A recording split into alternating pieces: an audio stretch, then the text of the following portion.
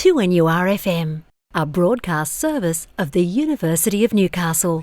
Great to have your company for a Monday morning, and for the very last time for 2017, Professor John O'Connor, Professor of Physics at the University of Newcastle. This is a really interesting topic this morning because apparently there's been a study undertaken and there's a correlation between a person's height and how they vote. But there are a few other correlations too regarding to height, aren't there? There are, and being relatively tall, I find this really interesting. The vote side we might go first, because they found that people who are taller are more likely to be conservative, and the percentage is such that, you know, if you're about, this is an average across the population, it's not for any individual, but about 5 centimetres taller means you're 1% more likely to vote for a conservative side of politics. So what's the baseline height? Well, it's just a matter of a change. Okay, I'm not sure what the baseline height is. But the rationalisation of this says, well, there's been previous studies that indicate that people who are taller get paid more. So maybe if they get paid more, they're going to be more conservative. So it's an interesting thing is, you know, what's the cause, and, you know, where's the correlation leading to a cause? And so the interesting thing is it because they get paid more? Is it that people who get paid more are more conservative? And the study on people being paid more if they're taller is fairly well established, and it comes out to something in the order of, I think, $800 a year more for each 5 centimetres. No, sorry, $1,600 a year for each 5 centimetres. So how tall are you?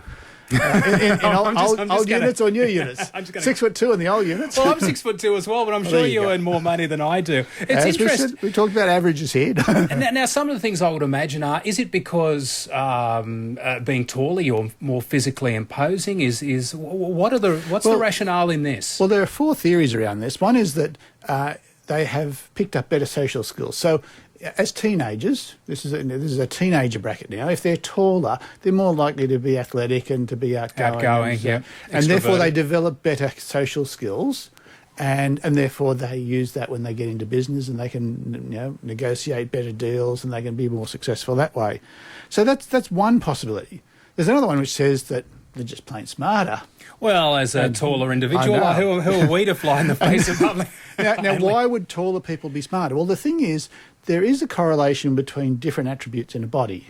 In fact, there's a wonderful example where people who have longer ring fingers tend to be more technically able, you know, scientists and engineers and so forth. So there seem to be things that are odd about the body, and one could be that the hormones that make you taller could be the hormones that you're exposed to in the uterus. The whole physiology. That made you smarter as well. So it could be that there's some link between those two in the process of development. What about the sexes? Is this purely and simply as far as males are concerned, or does this extrapolate across to females as well? Well, one of the aspects is a hard one to come across, because they've looked at the CEOs of the major Fortune 500 companies.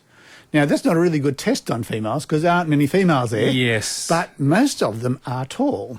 And that comes back to a bias that we see that tall people make leaders, good leaders. I mean, this is probably something that's ingrained into us going back to, you know, the caveman era, where, you know, maybe taller people biggest, were bravest walks out the front. Now, if that's the case, I don't think we looked at women that way in the past. So certainly this study I saw didn't actually distinguish between male and female and whether there was a link there. I don't know if they had a gender equality in the process of doing that measurement. But certainly the biased version would say that's not the case. Yep. And of course the last one, which where it could play a role, is maybe they were just fed better as kids. Now, this is an interesting one because the average height for Chinese is increasing dramatically because they're now getting better nutrition. And more Western foods than they would have had in the past, more protein through beef and dairy and that kind of thing. And so if they're better fed, they become taller, they get better nutrients for developing their intelligence, and that would apply for women as well. So there may be some links there that still require some further explanation. I'm not going to ask who you voted for, Professor John O'Connor. Have a wonderful Christmas. We look forward to seeing you in 2017. 2NURFM 103.7.